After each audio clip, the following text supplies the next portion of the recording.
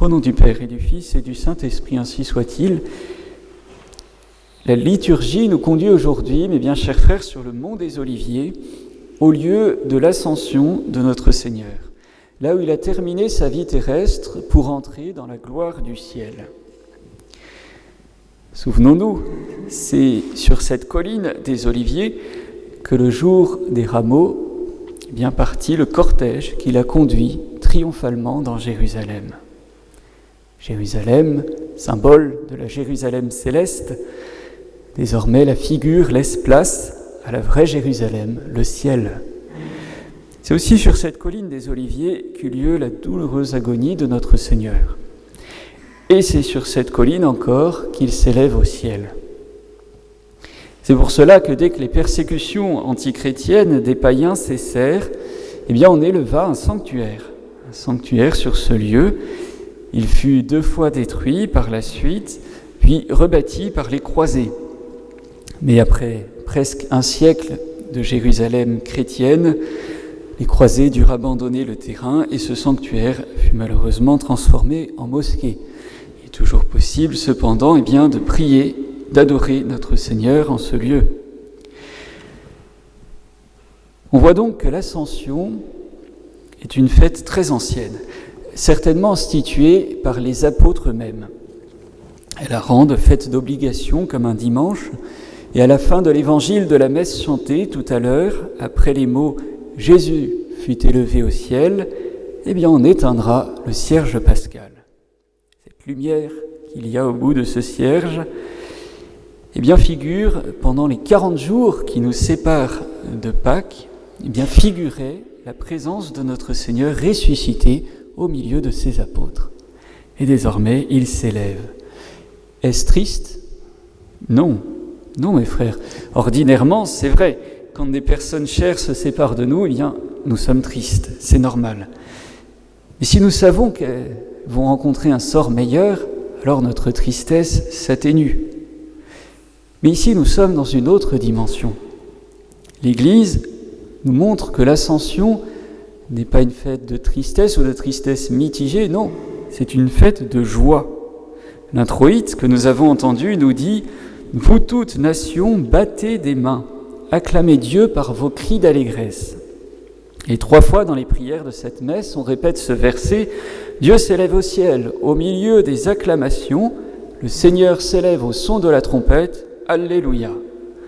Nous sommes donc en joie, mes frères, parce que l'Ascension, c'est la glorification de notre divin Sauveur.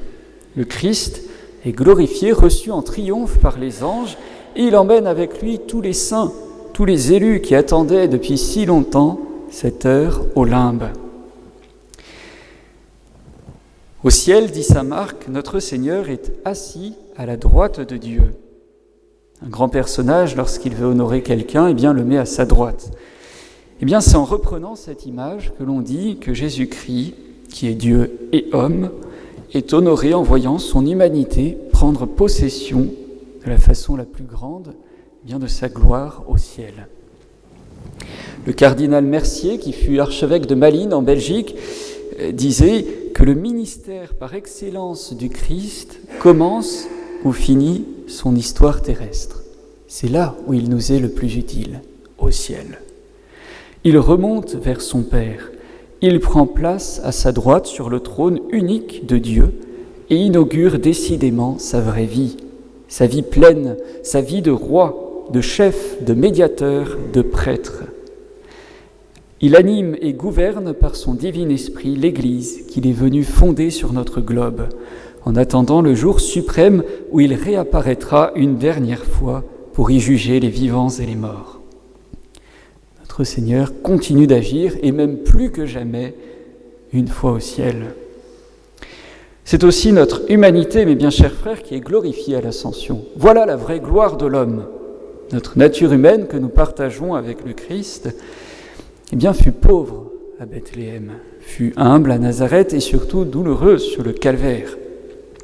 La voilà, après toutes ces tribulations, toute cette vie effacée, cachée, la voilà qui resplendit dans toute son union avec la divinité. Pour les siècles des siècles, notre Seigneur trône au plus haut des cieux. L'ascension, c'est aussi l'annonce de notre glorification à nous, personnellement.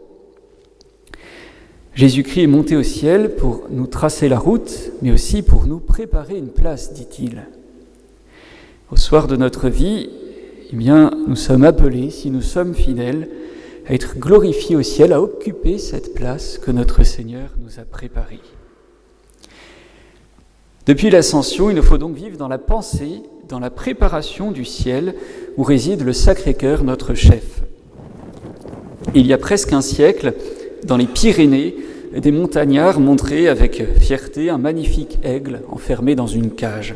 Et il lui avait cruellement crevé les yeux, parce qu'à chaque fois qu'il apercevait le soleil, les montagnes de sa cage, eh bien, il s'agitait dans tous les sens si fortement, comme désespéré, qu'il se blessait, il se brisait les ailes, il s'abîmait.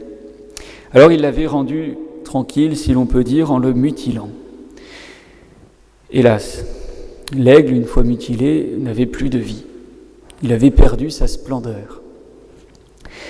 Bien, chers frères, cette ambiance de laïcisme dans laquelle nous vivons veut en faire autant pour nous. Non seulement il tient nos âmes comme prisonnières, il les empêche de s'élever vers les sommets de la vérité, du beau, du bien, vers le ciel, vers Dieu au final. Mais pire encore, ce laïcisme peut nous enlever la vue, cherche à nous enlever la vue et la pensée du ciel, de ce pourquoi nous sommes faits. Et c'est une erreur, car l'humanité, si elle ne se tourne plus vers le vrai Dieu, vers le ciel, déchoit, tombe en déchéance. Elle s'aveugle et se tient captive dans l'indifférence envers notre Seigneur, dans la cupidité, le plaisir effréné. Elle a besoin, l'humanité, comme l'aigle, de planer librement sur les hauteurs spirituelles, d'adorer son Dieu. Pendant la Révolution, un gardien demanda de manière moqueuse à une jeune religieuse qui venait d'être condamnée à mort « Quel est ton pays ?» Et elle ne se laissa pas démonter, elle lui répondit fièrement « C'est le ciel et j'y retourne ». Et puis alors, cette religieuse qui avait du caractère poussa le courage jusqu'à marcher d'un pas rapide et vif vers la guillotine. Eh bien, notre pays véritable, définitif, ce n'est pas d'abord la terre, mais le ciel. Et nous avons été créés uniquement pour Dieu, mes bien chers frères. Ici, nous ne faisons que passer en développant nos racines dans tel ou tel terreau, la France, la Chine, je ne sais où, avant d'être replantés pour toujours dans celui du ciel. En cette fête de l'Ascension, bien prenons la résolution de penser plus souvent au ciel pour mieux le préparer, le mériter par nos vertus, nos efforts, nos sacrifices et nos prières. Et c'est là, dans l'espérance, que nous trouverons force, réconfort pour tous nos combats d'ici-bas. Tout sur cette terre passe évidemment très vite, et tout, si nous sommes fidèles, nous vaut le ciel, où Jésus nous attend, où nous verrons Dieu et où nous en serons comblés auprès de Notre-Dame. Au nom du Père et du Fils et du Saint-Esprit, ainsi soit-il.